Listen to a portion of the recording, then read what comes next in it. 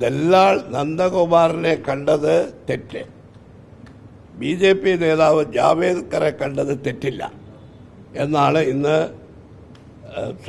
CPM സംസ്ഥാന സമിതി യോഗത്തിന് ശേഷം ഗോവിന്ദൻ മാസ്റ്റർ പറഞ്ഞിരിക്കുന്നത്. ശോഭാ സുരേന്ദ്രനെതിരായി കേസ് കൊടുക്കാൻ സംസ്ഥാന സമിതി ശ്രീ ജയരാജനോട് നിർദ്ദേശിച്ചിട്ടുണ്ട്. ഇതിൽ നിന്നൊരു കാര്യം വ്യക്തമായി, ശ്രീ പിണറായി വിജയന് വേണ്ടി അദ്ദേഹത്തിൻ്റെ അറിവും സമ്മതത്തോടു കൂടിയാണ് ശ്രീ EP ജയരാജൻ ജാവേദ്കറെ കണ്ടത് എന്നുള്ളതിൻ്റെ ഒരു ശരിയായിട്ടുള്ള സമ്മതമാണ് ഈ തീരുമാനത്തിലൂടെ, ഈ വാക്കുകളിലൂടെ പുറത്തു വരുന്നത്.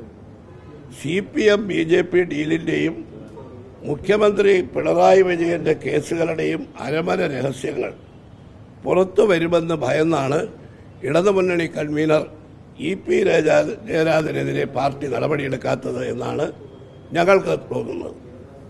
നടപടിയെടുത്താൽ ജയരാജൻ പൊട്ടിക്കുന്ന ബോംബുകളുടെ ആഘാതം താങ്ങാൻ പിണറായിക്ക് കഴിയില്ല.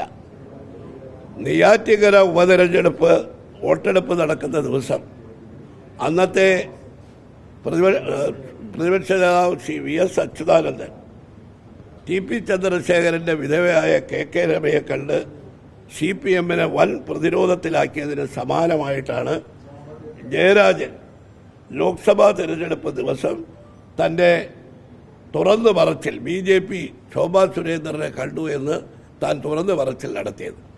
എന്തുകൊണ്ട് അന്ന് തനിക്കെതിരായി അപവാദ പ്രചരണം നടത്തുന്ന ശോഭാ സുരേന്ദ്രനെതിരെ താൻ നിയമ നടപടി സ്വീകരിക്കും എന്ന് അദ്ദേഹം പറയാത്തത് എന്തുകൊണ്ടാണ്?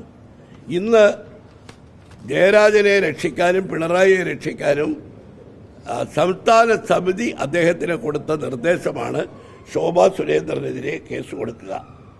എന്നാൽ ഈ രണ്ടാം ഘട്ടം ശോഭാ സുരേന്ദ്രൻ്റെയും ജയരാജൻ്റെയൊക്കെ വെളിപ്പെടുത്തലുകൾ ഇന്ന് പല പത്രങ്ങളിലും വന്നു. BJPയിൽ ചേരാൻ കച്ചമുറിക്ക് ഡൽഹിയിലെത്തിയ ജയരാജനെ പിന്തിരിപ്പിച്ചത് ഒരു ഫോൺ കോളാണ് എന്ന് ശോഭാ സുരേന്ദ്രൻ പറഞ്ഞിട്ടുണ്ട്. ആ ഫോൺ കോൾ ആരുടേതാണ് എന്നുള്ളതിനെക്കുറിച്ച് ഒരുപാട് അഭ്യൂഹങ്ങൾ നടക്കുന്നുണ്ട്. മുഖ്യമന്ത്രി പിണറായി വിജയൻ്റെ ഫോൺ കോളായിരുന്നു അത് എന്നാണ് ഇപ്പോൾ പ്രചരിപ്പിക്കുന്നത്. TP ചന്ദ്രശേഖരൻ്റെയും സുഹൈബിൻ്റെയും ഒക്കെ കൊലപാതകങ്ങൾ കൺമുന്നിൽ കണ്ടിട്ടുള്ള ജയരാജൻ നിന്ന നിൽപ്പിന് അദ്ദേഹത്തിൻ്റെ തീരുമാനത്തിൽ നിന്ന് പിന്മാറി ശോഭാ സുരേന്ദ്രനോടും കൂട്ടരോടും നമുക്ക് പിന്നീട് കാണാം എന്ന് പറഞ്ഞ് പിൻവാങ്ങുകയായിരുന്നു.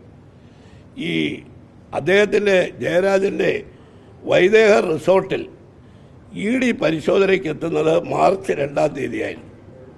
ജയരാജൻ ജാവേദ്കർ കൂടിക്കാഴ്ച മാർച്ച് 5-നായിരുന്നു. ED പിടിക്കുമോ പിണറായി പിടിക്കുമോ തുടങ്ങിയ ഭയപ്പാടാണ് ജയരാജനെ കൊണ്ട് സത്യങ്ങൾ പറയിച്ചത്. ജയരാജൻ പാർട്ടിയിൽ നിന്നൊന്നും മറച്ചു വെച്ചിട്ടില്ല. എല്ലാ കാര്യങ്ങളും പിണറായിക്ക് വേണ്ടി ആണ് ചെയ്തത് എന്ന് ഇന്നത്തെ യോഗ തീരുമാനത്തിൽ നിന്ന് വ്യക്തമായിരിക്കുകയാണ്.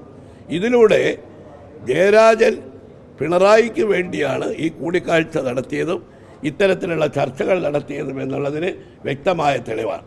ഇതായിരുന്നുവെങ്കിൽ ജയരാജൻ്റെ വെളിപ്പെടുത്തൽ കഴിഞ്ഞ് വോട്ടെടുപ്പ് ദിവസം നടക്കുന്ന 26-ാം തീയതി തന്നെ പിണറായി വിജയൻ അദ്ദേഹം വോട്ട് ചെയ്തിട്ട് നടത്തിയ പ്രതികരണം കേരളം മുഴുവൻ കണ്ടതാണ്. അദ്ദേഹം പറഞ്ഞത് ശിവൻ്റെ നാളെ ഭാവിയുടെ കൂടെ ശിവൻ ചേർന്നാൽ ഭാവിയും ശിവനാവും, ഏതായാലും ശിവനും ഭാവിയാവും. അതുകൊണ്ട് ജയരാജനൊരു ധൈര്യം വന്നു. ഇന്നത്തെ യോഗത്തിൽ അദ്ദേഹം എടുത്ത നിലപാട് നിങ്ങളിൽ പാപം ചെയ്യാത്തവർ എന്നെ കല്ലെറിയട്ടെ എന്ന ഒരു നിലപാടെടുത്തതോടുകൂടി ജയരാജൻ്റെ പേരിലുള്ള നടപടി ഒന്നും ഇല്ലാത്ത ഒരവസ്ഥ വന്നു.